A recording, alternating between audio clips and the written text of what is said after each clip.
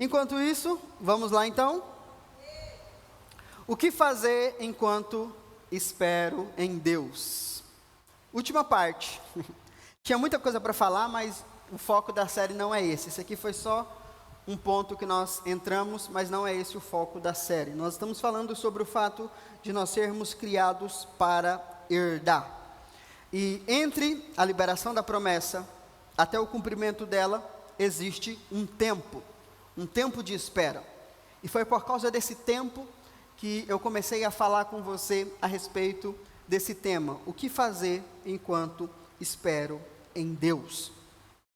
E algum tempo atrás, alguém me falou o seguinte: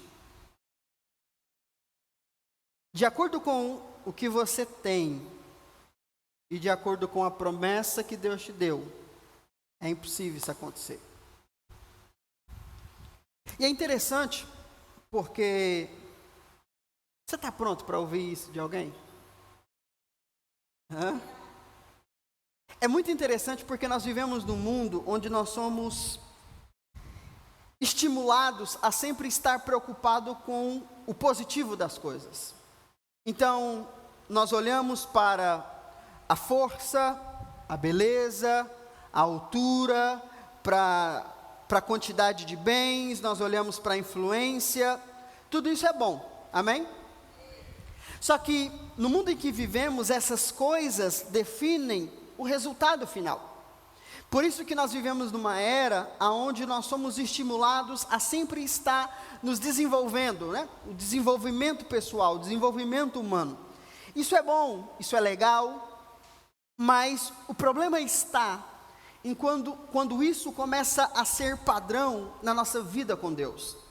De fato, na semana passada eu preguei para você que nós precisamos crescer e se fortalecer para viver as promessas de Deus. Amém? E essa mensagem ela vai parecer contraditória àquilo que eu preguei semana passada, mas você vai entender o contexto do negócio. Ao mesmo tempo que nós precisamos crescer, nos fortalecer, avançar, nós precisamos ter a consciência de que esse crescimento pessoal, esse desenvolvimento espiritual, pessoal, não define os nossos resultados espirituais. Amém? Nós estamos vivendo uma era onde as pessoas vão na igreja para quê? Para aprender 5 passos para prosperar. As pessoas vão na igreja para descobrir 5 segredos para ter um casamento abençoado. Tudo isso é bom, tudo isso tem o seu lugar, mas não é isso que a igreja foi chamada para ministrar. Nós somos chamados para ministrar a palavra de Cristo, e não a palavra dos homens. Parece que não, mas quando eu vou na igreja para ouvir 5 passos daquilo que eu tenho que fazer para Deus me abençoar, na verdade eu sou o centro e não Cristo. O evangelho não é sobre o que eu posso fazer, o evangelho é sobre o que Jesus pode fazer na nossa vida. Amém? E aí existe um texto de Salomão onde ele explica muito bem isso. Olha isso aqui, Eclesiastes 9:11. Observei ainda, aqui é Salomão no final da sua vida, e aí ele está amargurado e ele começa a observar a vida. Aí ele diz: observei e notei que debaixo do sol os velozes nem sempre vencem a corrida, os mais fortes nem sempre triunfam nas batalhas, os sábios nem sempre têm o que se alimentar, nem a fortuna acompanha sempre os prudentes, nem os bem instruídos e inteligentes têm garantia de prestígio e honra, pois o tempo e o acaso afetam a todos indistintamente. Esse texto de Salomão é maravilhoso, porque nós somos instruídos que quanto mais rápido você for, mais você vai ganhar, sim ou não? Então você tem que crescer rápido, você tem que ter uma mentalidade rápida, mas Salomão diz, nem sempre os mais rápidos vencem a corrida. E qual a corrida? A corrida da vida. Nem sempre os mais fortes é que vencem a batalha. Mas como? A pessoa se dedica para lutar, para se esforçar, para crescer músculo, né? Vira rato de academia, mas Salomão está dizendo que nem sempre as batalhas são vencidas pelos mais fortes. Que contraditório, né? Os sábios nem sempre têm o que? Meu Deus! No mundo onde estamos buscando pela sabedoria, pelo conhecimento, Salomão, o homem mais sábio que existiu, ele diz: sabedoria não é tudo. Aí ele diz: nem a fortuna acompanha sempre os... Olha, você quer prosperar, você tem que ter prudência, irmão. Tem que saber administrar o seu dinheiro, onde coloca, onde não coloca. Salomão está dizendo, você pode ser prudente, mas nem sempre a sua fortuna vai resistir ao que vai acontecer. Aí ele continua: os instruídos e inteligentes nem sempre são honrados. Não tem prestígio, não tem honra. Por quê? Porque o tempo e o acaso. O que significa tempo e acaso? Adversidades da vida. O que Salomão está ensinando para nós, e é a base daquilo que eu vou ministrar para você hoje. Tudo que temos não tem valor nenhum diante do mundo espiritual. Não tem valor nenhum. Você pode ser o mais sábio, você pode ser o mais rico, você pode ser o mais inteligente, mas o mundo espiritual não respeita nada disso. Então o que nós precisamos entender? Que se nós queremos esperar em Deus, para acessar as promessas de Deus, precisamos entender que não é sobre nós, é sobre Ele. Vira para o seu irmão e fala para ele: não é sobre você, irmão. Vamos lá, eu preciso de você aqui comigo. Diga: não é sobre você, irmão. É sobre Ele. Entenda o seguinte: existe uma cultura que diz o seguinte: cresça 1% por dia. Quem já viu isso? Cresça 1% por dia, no final do ano você cresceu 365%. Irmão, funciona na cabeça, nos 3 primeiros dias, mas ao longo do tempo, vai passando as semanas, você vai perdendo o foco disso, porque motivação não sustenta. A motivação é apenas um combustível para você sair do lugar, é o motivo para a ação, mas não te sustenta. O que deve nos sustentar é a palavra que nós recebemos de Deus. Salomão, ele tinha uma palavra.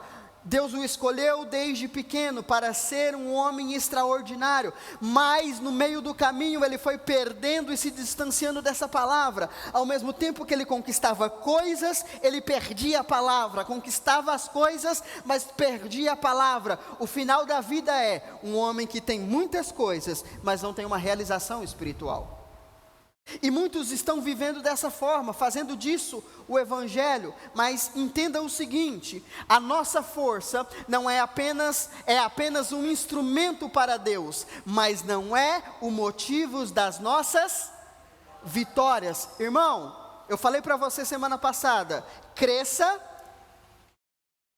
Eu acabei de dizer, irmão, te dei a colinha, pelo amor de Deus, me ajuda. Cresça e se fortaleça.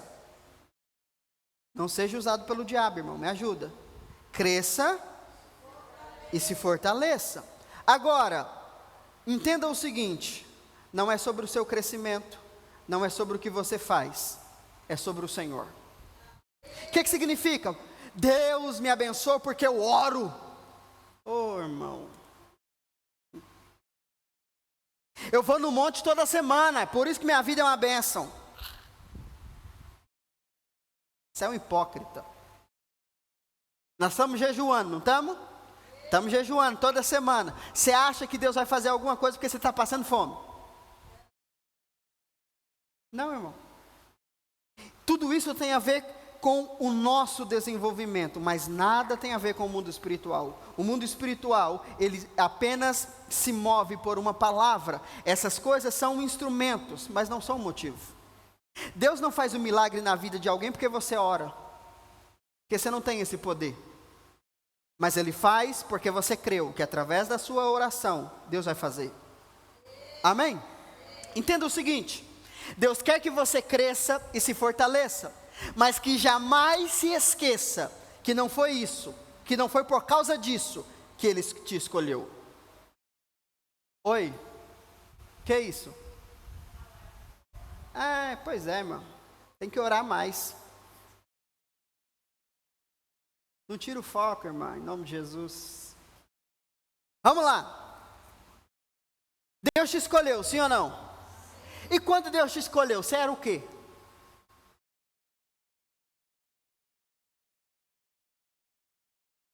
Essa é a chave que tem que virar na nossa cabeça. Eu sou usado por Deus, pastor, porque eu oro, eu jejuo, eu faço sacrifício, eu sou um anjo querubim na terra. É mesmo? E o dia que Deus escolheu você, você era o quê? Penchado? Um vagabundo? Um prostituto? Deus não te escolheu pelas suas qualidades, Deus te escolheu pela sua fraqueza. Não, pastor, vamos falar de coisa boa, eu não gosto de falar das minhas fraquezas, não. Esse é o nosso problema. Se você vai nas igrejas, irmão, você vê no púlpito um super-herói. Um super-herói, parece que todo mundo é pecador, mesmo menos o pregador. Ele até olha para você com um olhar tipo assim, pecadores. Você já passou por isso ou não? Irmão, nós não somos super-heróis, nós somos seres humanos. E o problema é, por causa dessa cultura coach dentro da igreja, nós queremos sempre mostrar para os outros a nossa melhor versão. Mas, irmão, não há nada de bom em você. Não existe uma melhor versão de você. A melhor versão sua é a morte. Porque depois que você morre, você vira gente boa. Fulano morreu tão novo, né? Olha, era uma bênção. Nunca ligou, nunca falou, nunca foi na casa, mas era uma bênção. Quer virar perfeito? Morra. Enquanto você estiver vivo, você é cheio de falhas. E graças a Deus por isso. Você não consegue, né, irmão? Você não consegue. Olha só, o desejo de Deus em usá-lo não está ligado ao seu crescimento, mas à sua identidade. Deus quer que você cresça, irmão, mas não é pelo seu crescimento que Ele vai te usar, não. Deus quer te usar porque você é um filho dele. Amém? Olha esse exemplo, Jeremias 1:4. A palavra do Senhor chegou a mim com a seguinte convocação: antes mesmo de te formar no ventre materno, não foi no dia que você nasceu que eu te escolhi. Não foi no dia que você se converteu que eu te escolhi. Foi no dia que você foi anunciado no céu, fulano vai descer. A partir daquele momento eu te escolhi. E antes que viesse ao mundo, eu te separei. A palavra separar aqui é consagrar, ungir. Eu te ungi e te designei para a missão de profeta para as nações. Contudo, eu redargui: ó eterno Senhor, eis que não sei me expressar como convém, não passo de uma criança. Não é uma criança de idade, é uma criança de imaturidade. Eu sou imaturo, eu não tenho conhecimento. Quem sou eu para ser profeta? Quem sou eu para levar a mensagem do Senhor para esse povo rebelde? Entretanto o Senhor me orientou: não alegues, não se apoie no fato de ser muito jovem. A todos a quem te enviar irás, e tudo quanto eu te ordenar falarás. Jamais te sintas atormentado, intimidado diante deles, porque eu estou contigo a fim de proteger-te, assim diz o Senhor. Não se apoie naquilo que você não tem, não se apoie naquilo que você não é, se apoie na palavra que você recebeu. Interessante que Deus não disse: não, Jeremias, você não é uma criança. Não, Deus falou: não se apoie nisso. O que Deus está dizendo? Você é sim imaturo, você é sim incapaz, você é sim alguém que não tem a visão que eu quero que você tenha, mas não se apoie nisso. Diga comigo: Deus reconhece a minha fraqueza mas não foca nela. Deus não disse, Jeremias, para ser perfeito, você está preparado para a obra. Não. Deus disse, apesar disso, você tem a minha palavra. Será que você consegue entender? Se você deseja alcançar as promessas de Deus em sua vida, entenda, não é sobre sua força, mas é sobre a força do Senhor em você. Irmão, se eu olhar para aquilo que Deus nos prometeu, para aquilo que eu sou, para aquilo que nós temos, é impossível. Ontem aqui, né, no momento da oração, o Senhor me trouxe uma clareza assim, que eu falei, não, já está difícil aqui no que eu estou pensando, isso. E aí, né, vieram 2 pessoas orar por mim ontem, e aí, falaram primeiro disse sobre grandes coisas que Deus tem para fazer. Eu falei, rapaz, acabou de falar comigo, você fala um trem desse, não é possível. Depois veio a outra pessoa e falou, Deus prometeu, Deus vai cumprir. Eu falei, agora acabou, agora 2, nossa. Irmão, é muito grande, você não sabe o que eu vi. Ainda bem que você não viu, porque também é a sua cara de fé. Nossa! Se eu, com aquilo que eu já vi, já estava com pouca fé, imagina você, né, irmão? Você vai lá, é o diabo falando comigo. Nós não temos capacidade nenhuma. Nós não temos recurso nenhum. Mas nós temos uma palavra. Olha isso, Filipenses 3. Embora eu também tivesse razões para alimentar tal convicção, Paulo dizendo a respeito das pessoas que pensam que aquilo que são os tornam dignos de alguma coisa. Então Paulo está dizendo, embora eu também pudesse pensar assim, que por causa do que eu sou, eu tenho alguma dignidade.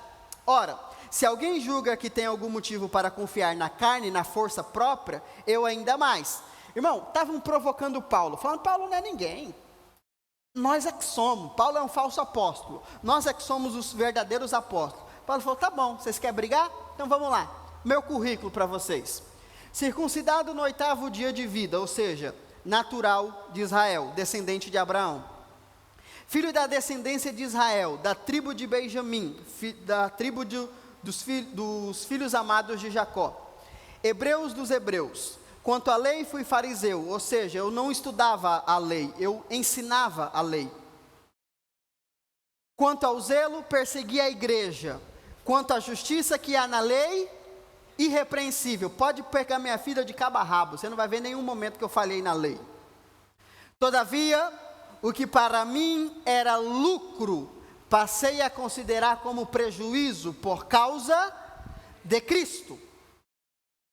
Mais do que isso, compreendo que tudo é uma completa perda quando comparado à superioridade do valor do conhecimento de Cristo Jesus, meu Senhor.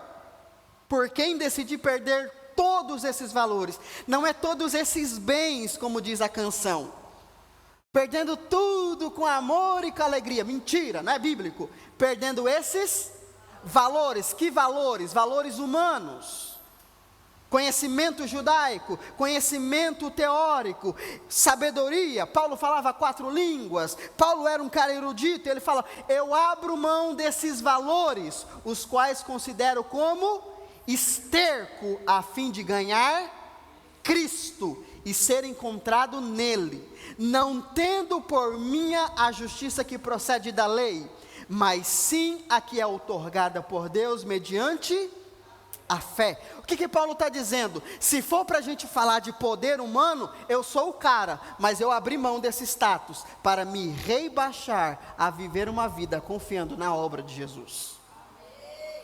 Paulo está dizendo, eu abro mão desses valores, eu abro mão da minha influência, eu abro mão dos meus méritos, mas eu tenho uma palavra, e é por causa dessa palavra que eu vou avançar. Amém? Entenda o seguinte, enquanto esperamos em Deus, o diabo sempre vai querer trazer à tona essas coisas na nossa mente. Por quê? Porque isso provoca o nosso senso de merecimento. Mas eu estou orando tanto, por que Deus não me abençoa? Eu estou fazendo tudo certinho, olha, já tem uma semana que eu não peco, e Deus não faz nada. Isso é senso de justiça própria. Deus não te abençoa porque você é bom, Deus te abençoa porque Ele é bom. Amém? Eu sei que é difícil nós entendermos isso, porque nós vivemos nesse mundo de meritocracia.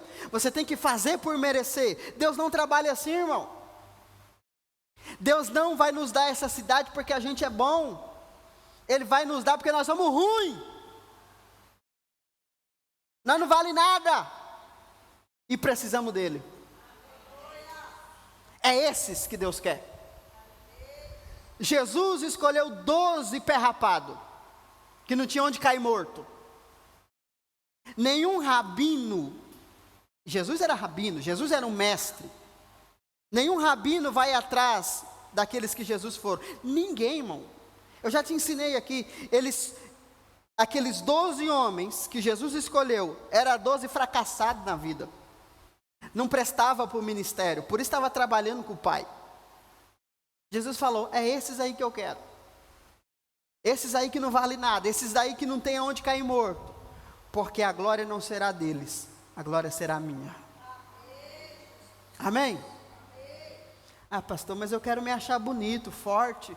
Ache para você, mas não ache que essas coisas influenciam o mundo espiritual. Chega para o diabo e fala, diabo, eu estou vindo do monte agora, diabo, eu estou jejuado.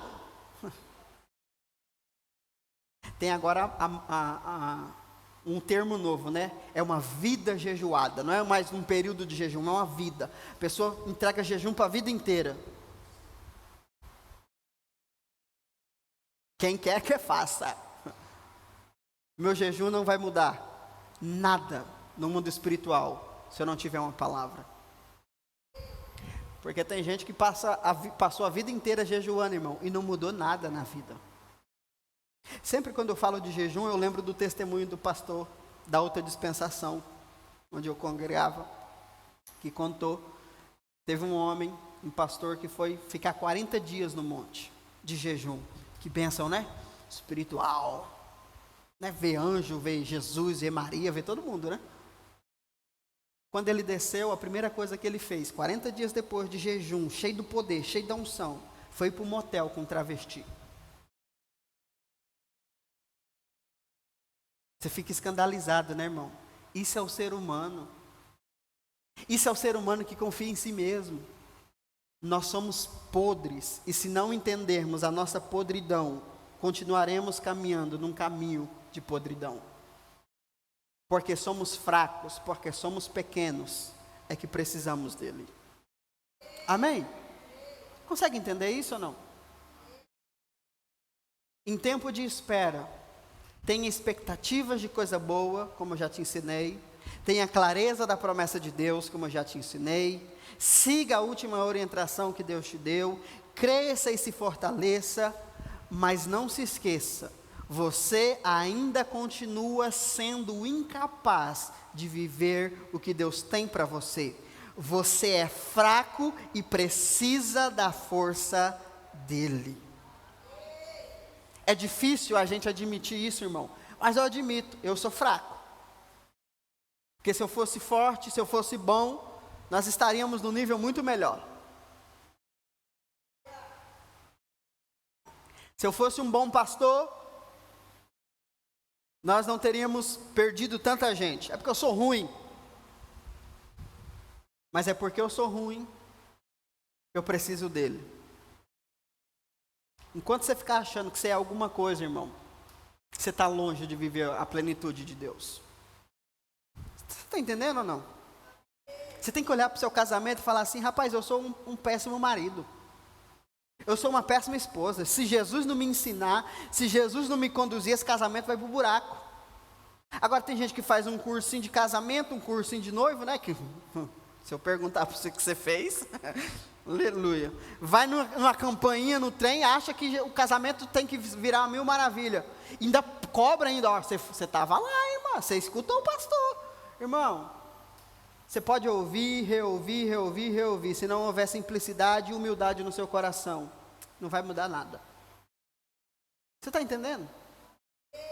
Você está entendendo ou não? Vocês que estão aí, ó, fazendo o propósito das casas, não vá achando que você é alguma coisa não, irmão. Vou pregar para esses pecadores aqui que eles vão ver. Não, irmão, você era um deles. A diferença entre você que está pregando e quem está te ouvindo é Jesus.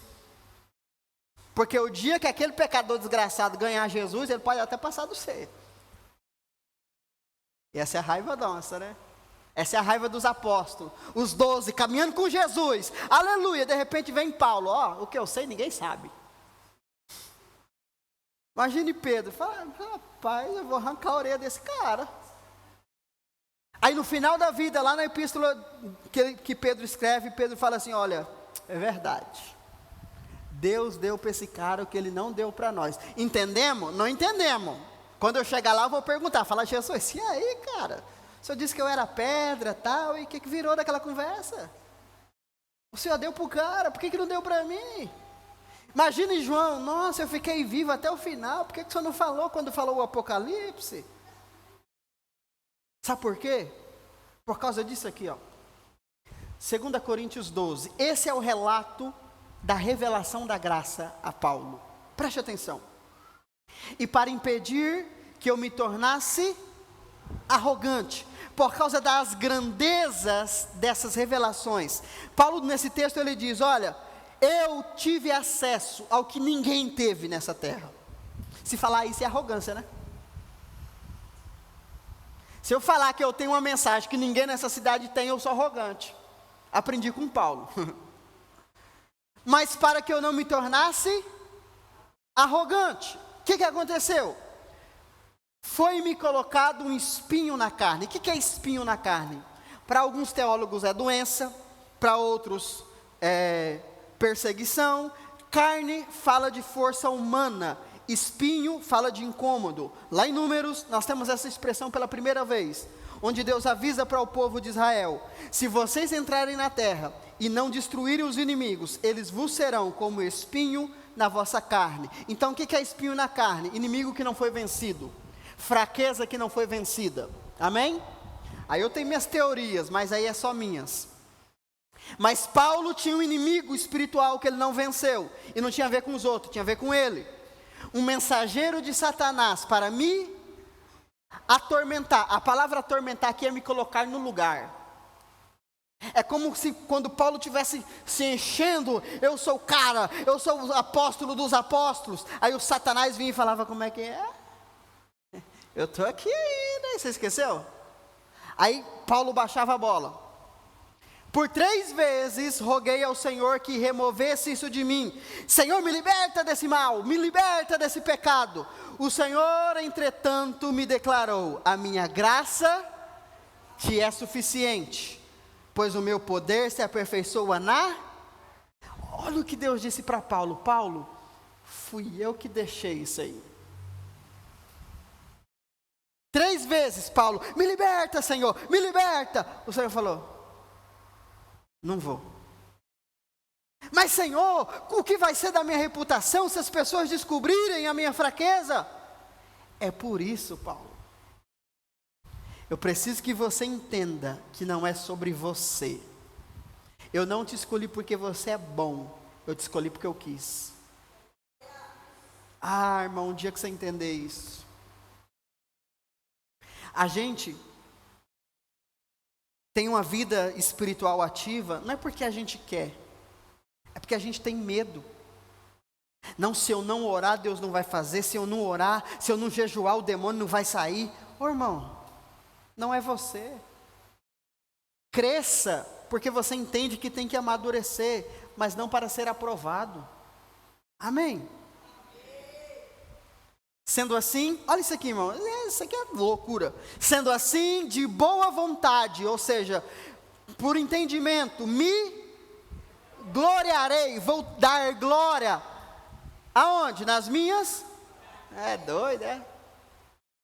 Ó irmão, graças a Deus, eu sou arrogante. Graças a Deus, eu sou soberbo. Você se gloriaria pelas suas fraquezas? Graças a Deus eu sou preguiçoso.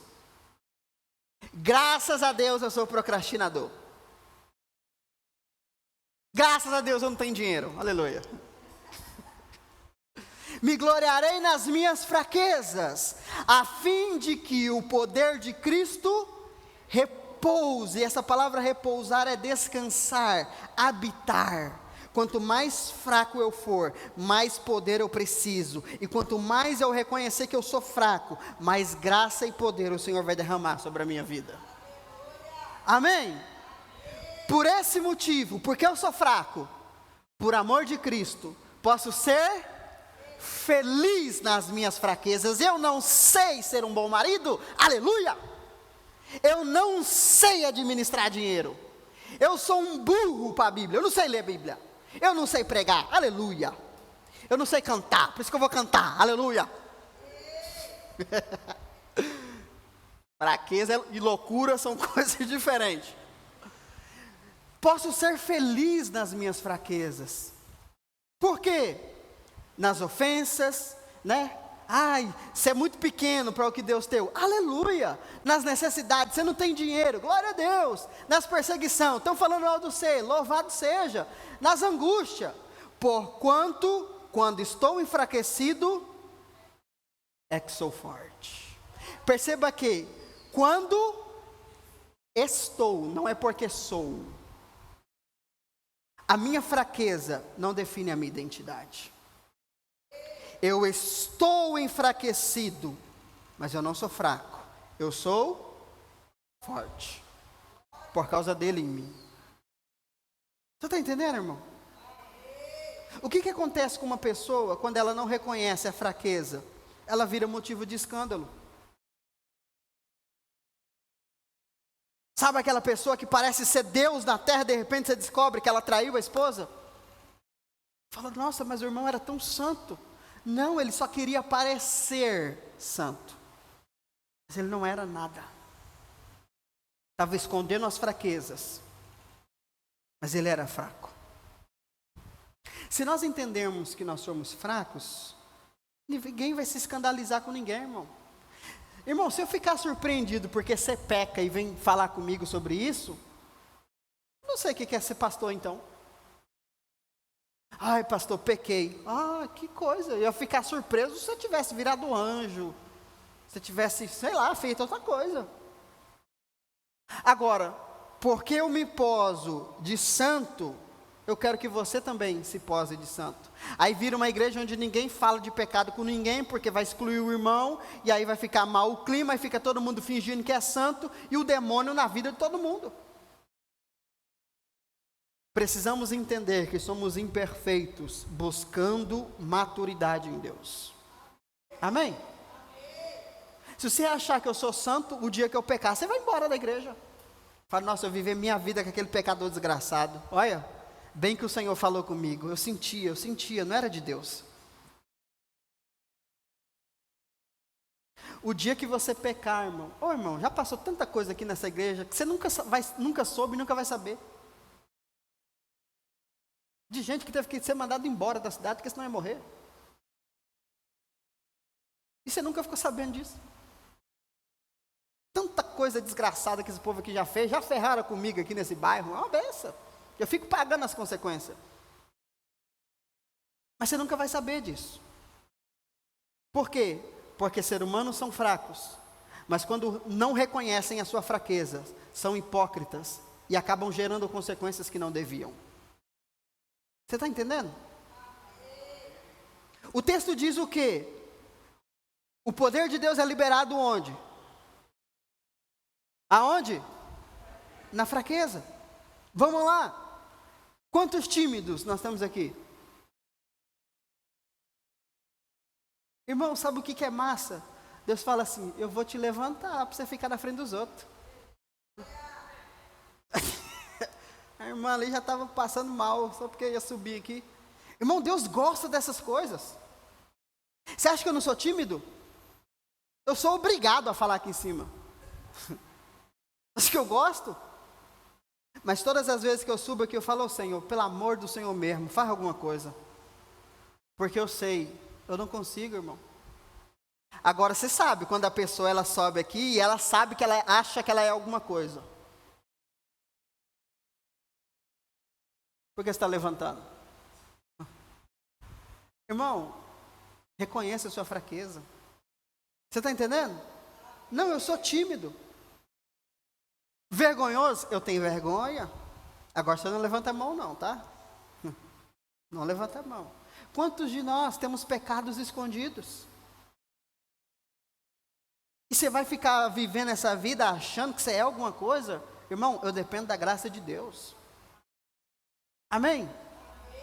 Quando eu olho para aquilo que Deus nos entregou, eu preciso olhar e ouvir sempre da graça de Deus, porque é Ele que vai fazer, não sou eu. Amém? Né? Está sendo uma bênção o nosso louvor. Você sente a presença de Deus? Está sendo uma bênção, irmão, uma bênção de verdade.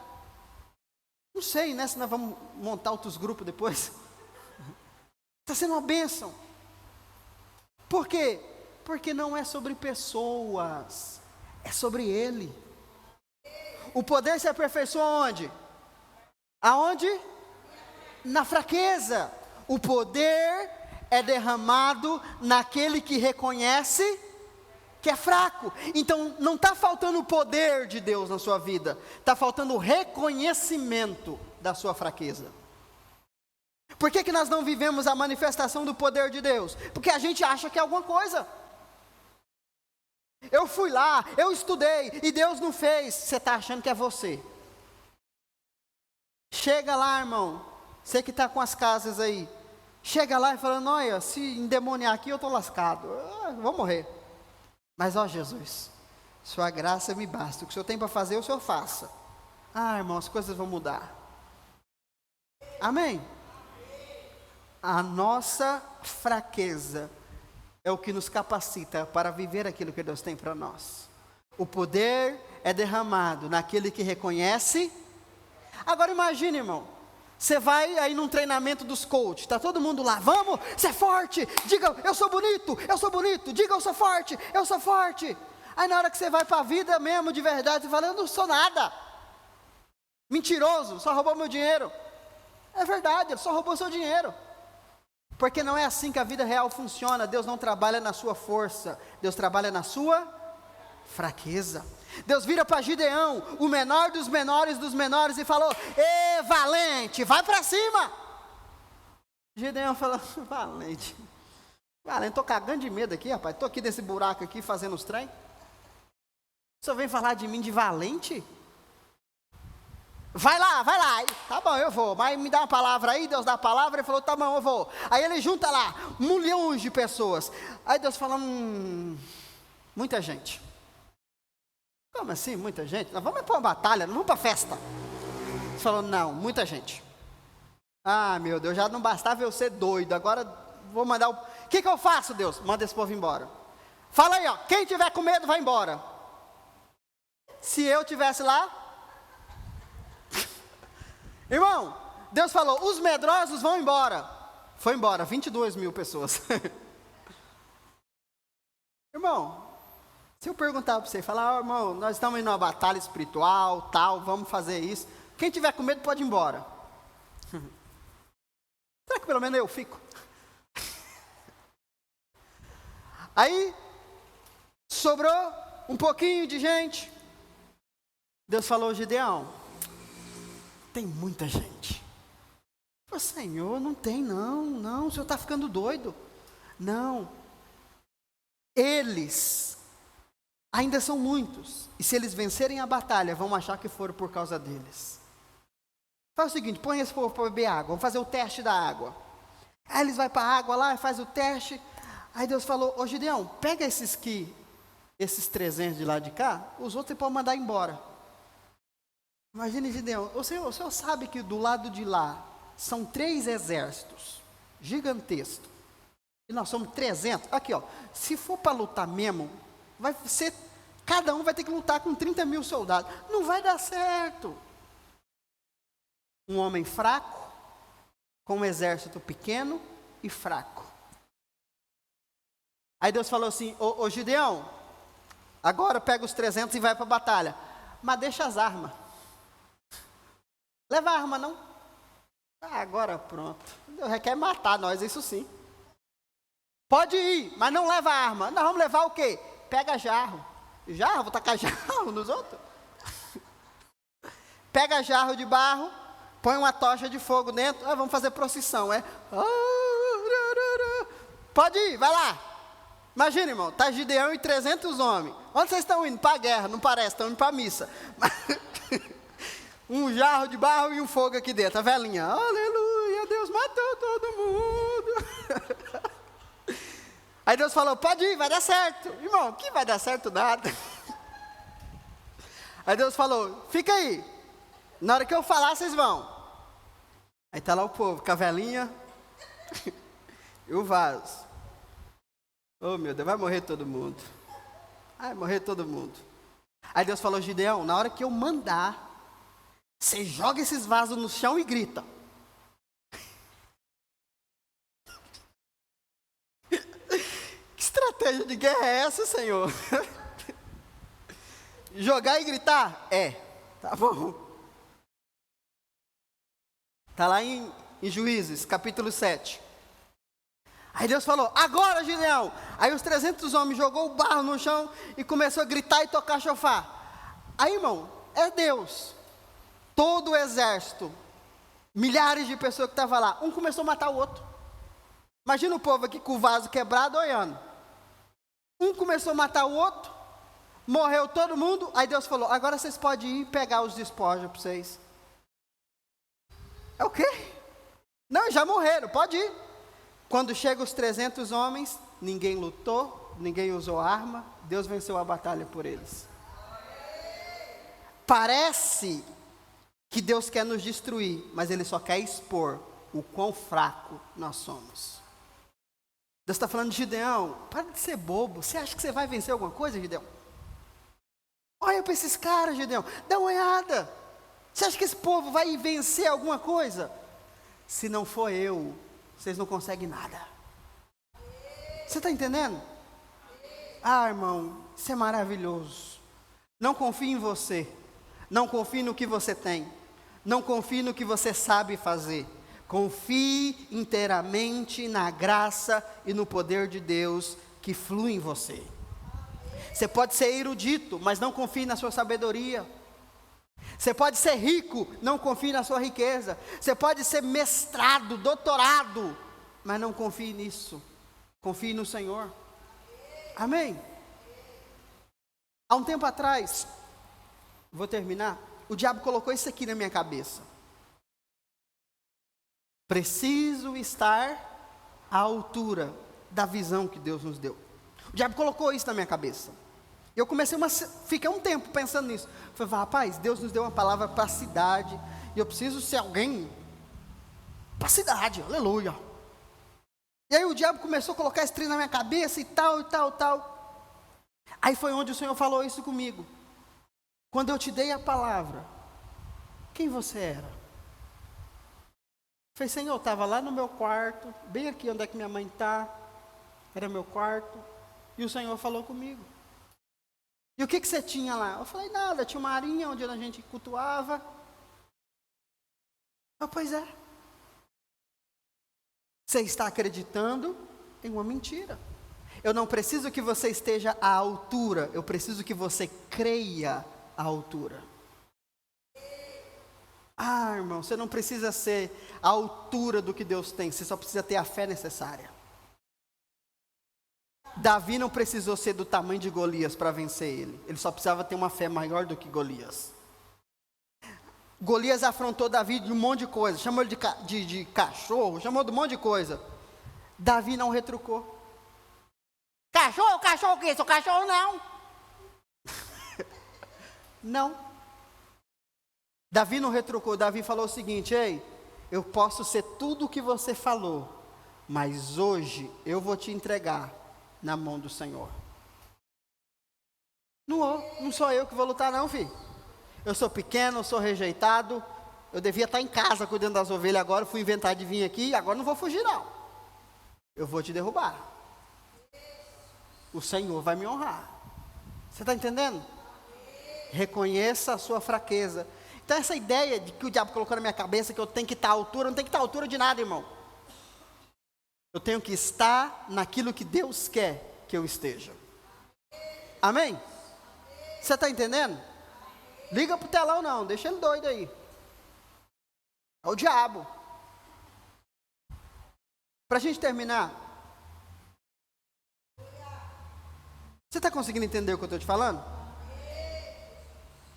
Será que você está mesmo? Vem aqui para mim rapidinho, correndo. Só tira e coloca de volta aí, fazendo favor.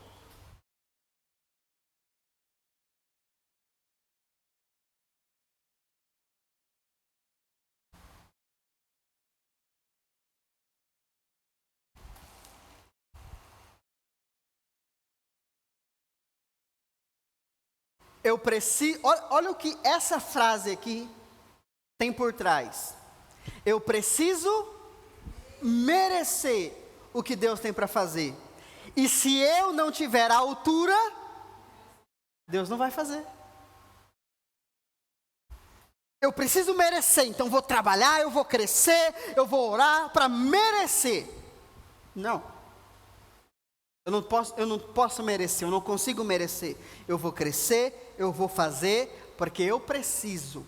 Mas não tem nada a ver com merecimento. Você está entendendo? Você não merece nada de Deus, irmão.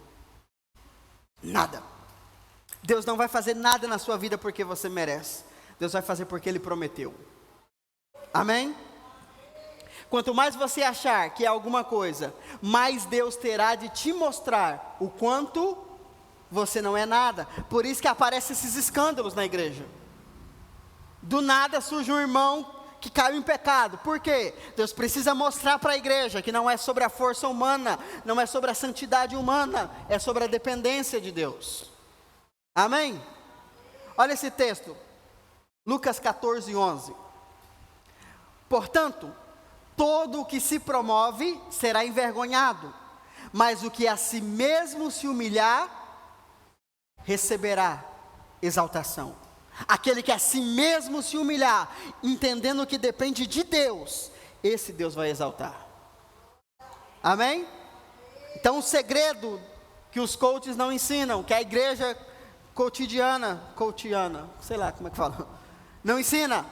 Quanto mais você reconhecer sua fraqueza, mais você está apto para viver o que Deus tem para você.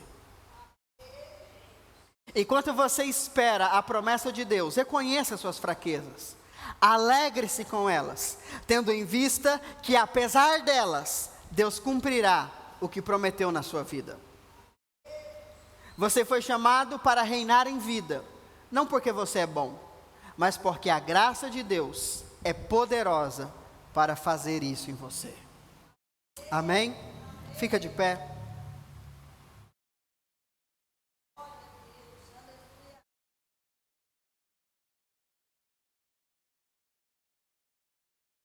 Tudo que viveremos, nada tem a ver conosco, mas com o poder de Deus em nós.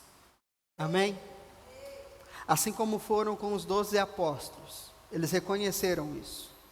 E por causa disso, eles transformaram o mundo da sua época. Se nós entendermos isso, nós viveremos uma grande revolução. A revolução dos fracos. É igual os valentes de Davi. Os angustiados, os endividados. Olha que grupo bom para você andar. Não, eu quero andar com águia, porque se eu andar com galinha eu vou ficar ciscando, eu quero águia. Deus falou, não Davi, estamos aqui, ó, endividados, angustiados, amargurados e depressivos. Deus falou, pronto, Deus, quer que eu faça o quê com esses caras agora? Nada, Davi, deixa comigo. Anda com essa galera. Não, Senhor, tem que fazer network com Saul, tem que fazer network com Alphaville. Não tem ainda, mas vai vir. Deus falou, não, você precisa de uma palavra. Aí esses 600 Zé Ruela viraram 600 valentes de Davi. Homens que conquistaram tudo na sua vida. Mas que se você achasse no meio da rua, você dava esmola para eles. Ah, tadinho, estamos aqui, meu filho, 10 real para você. 10 real, ai, 10 real dá para mim. não é sobre nós, é sobre Ele. Amém? Espero que você entenda isso, que nós vamos precisar dessa consciência. Vamos ofertar ao Senhor para nós encerrarmos. Selar esse tempo diante do Senhor.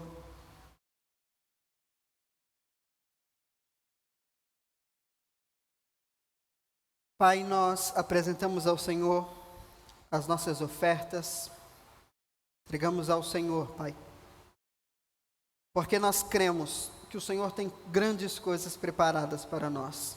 E nós selamos, Pai, essa palavra de hoje, entendendo que nós somos de fato fracos, não somos perfeitos, nós não somos os melhores, mas nós temos uma palavra do Senhor. Nós reconhecemos que somos fracos, limitados, mas o poder do Senhor está sobre nós. E tudo que viveremos, tudo que alcançaremos, nada tem a ver conosco, mas tem a ver com a graça do Senhor que está sobre nós, Pai. Tudo que alcançaremos nessa semana como igreja, não é sobre nós, é sobre o Senhor. Tudo que alcançaremos na nossa vida pessoal nessa semana, não é sobre nós, é sobre o Senhor. Que a cada um aqui, Senhor, que entender essa mensagem e reconhecer a sua fragilidade, que o Senhor possa liberar graça superabundante sobre a vida deles, Pai. Que eles vejam o Senhor, a sua mão, movendo em favor deles, Pai. Apesar das adversidades, apesar das fraquezas, que sejamos surpreendidos com a tua mão poderosa, Pai, em nosso favor. Eu declaro isso pela fé, em nome de Jesus. Amém? Glória a Deus. Deus abençoe você. Uma boa semana. Nos encontramos domingo em nome de Jesus. Você de casa, Deus abençoe. Até domingo para o nosso culto em nome de Jesus.